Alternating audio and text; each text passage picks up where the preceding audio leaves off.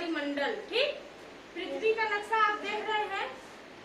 पृथ्वी के परिमंडल क्या है? पृथ्वी का परिमंडल। ठीक, यानी कि पृथ्वी जो है ये और इसके चारों तरफ घूमती है इसका वायुमंडल। ठीक, इन सबको मिला करके इसको 4 भाग में बांट दिया गया है। ठीक, इसी को कहेंगे कि पृथ्वी का परिमंडल। ठीक, आप देख रहे हैं इसमें रंग बिरंगा कुछ हिस्सा दिख रहा है। ठीक, यह हिस्सा है स्थल मंडल। क्या है? स्थल मंडल। हाँ, यानी कि जमीन वाला हिस्से को कहते हैं स्थल मंडल। और जो ये नीला पानी जैसे दिख रहा है इसे हम क्या कहते हैं? जल मंडल। नीला नीला जो दिख रहा है क्या है? जल मंडल। तो कुछ तो इसमें पानी का हिस्सा है, कुछ जमीन का हिस्सा। तो जमीन वाले हिस्से को हम क्या कहेंगे? स्थल मंडल, और पानी वाले हिस्से को जल मंडल। और इसके चारों तरफ अपना इसका वायुमंडल है, इसी के चारों तरफ घूमता है। ठीक है ना? जो यहाँ पे हमने लिखा हुआ है कि देखिए यहाँ 5 परतों में इसका वायुमंडल इसी के चारों तरफ घूमता है।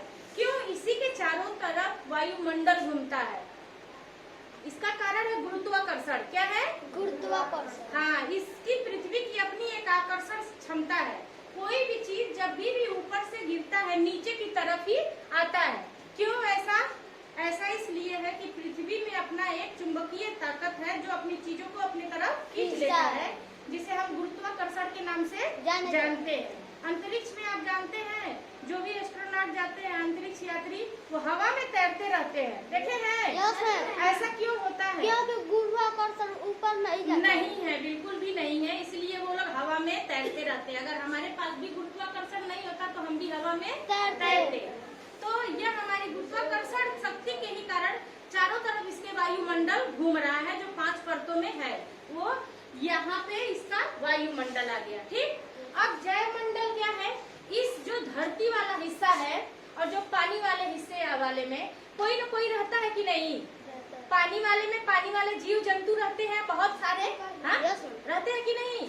और जमीन पे भी बहुत सारे जानवर और मनुष्य रहते हैं। तो ये सारे जीवित चीजों को जैव मंडल के नाम से जानते हैं। आ गया बात समझ में कि पृथ्वी के परिमंडल क्या है? पहला जमीन का हिस्सा जिसमें धरती है, और दूसरा पानी जो पूरी तरीके से पानी से डूबा हुआ है, यह जल मंडल।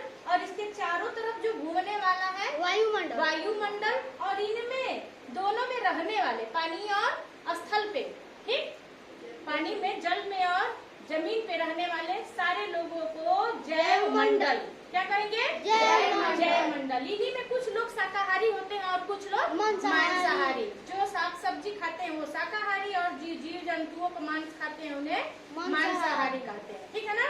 इतना बात समझ में आ गया? हाँ? अब देखिए जो पहला वाला हमारा स्थल मंडल है, यानी कि ये जो जमीन का हिस्सा है, ठीक, यह भी हमारे 7 भागों में बटा हुआ है। कितने भाग में? 7। हाँ, छोटे छोटे टुकड़ों के रूप में अलग अलग इसको बांट दिया गया है। अब सबसे पहला वाला जो है एशिया महाद्वीप है। कौन सा है? एशिया महाद्वीप। इसके जमीन का जो क्षेत्रफल, लंबाई, चौड़ाई है वो सबसे बड़ा है। इसीलिए हम कहते हैं कि सबसे बड़ा महाद्वीप कौन सा है? एशिया महाद्वीप। उसी में हम लोग रहते हैं। ठीक है ना? तो एशिया महाद्वीप एक है। फिर अफ्रीका महाद्वीप, उत्तरी अमेरिका, ये सारे महाद्वीप हैं जो छोटे छोटे अलग अलग दिख रहे हैं ना? ये नीचे दिख रहा है ऑस्ट्रेलिया, ठीक, एशिया महाद्वीप, उत्तरी अमेरिका, दक्षिणी अमेरिका, ठीक, और अंटार्कटिका। यहाँ पे पूरा बर्फ वाला हिस्सा है अंटार्कटिका। ठीक है ना? यह एकदम यहाँ पे नीचे पे है, बिल्कुल एकदम पूरा बर्फ से ढका रहता है। अब ये है ऑस्ट्रेलिया महाद्वीप। जो सबसे छोटा है वह कौन सा है? ऑस्ट्रेलिया महाद्वीप, है ना? ये ऑस्ट्रेलिया महाद्वीप छोटा सा दिख रहा है। इसका जमीन का हिस्सा, लंबाई गुणे चौड़ाई, क्षेत्रफल बहुत कम है। तो यह सबसे छोटा महाद्वीप के रूप में जाना जाता है। ठीक है?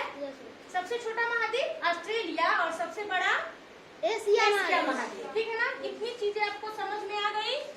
अब जो ये धरती है हमारी पृथ्वी, ठीक, इस पृथ्वी के भी कई अंदर परत है। ठीक, ऊपर तो वायुमंडल है, स्थल मंडल है, जल मंडल है, लेकिन पृथ्वी के इसके अंदर क्या है? अब इसमें भी परतें हैं। ठीक है ना? पहला परत हमारा है भूपर्वतीय, ठीक है ना, जिसपे हम रहते हैं, यह 2900 किलोमीटर तक है। पाई जाती हैं, खनिज पदार्थ पाए जाते हैं, Yes, sir. ठीक है ना, पिघली अवस्था में। और तीसरा है क्रोध, क्रोध। जो एकदम आग का दहकता हुआ अभी भी गोला है, गोला है। बिल्कुल इसके ठीक बीच में क्रोध पाया जाता है।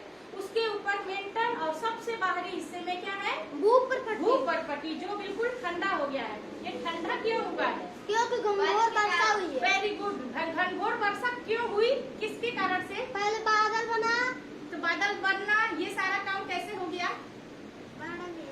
ये वायुमंडल के कारण हुआ, ठीक है ना। जितना भी मौसम का जानकारी होता है, जो भी होता है, वो सब हमारे वायुमंडल के क्षोभ मंडल में होता है।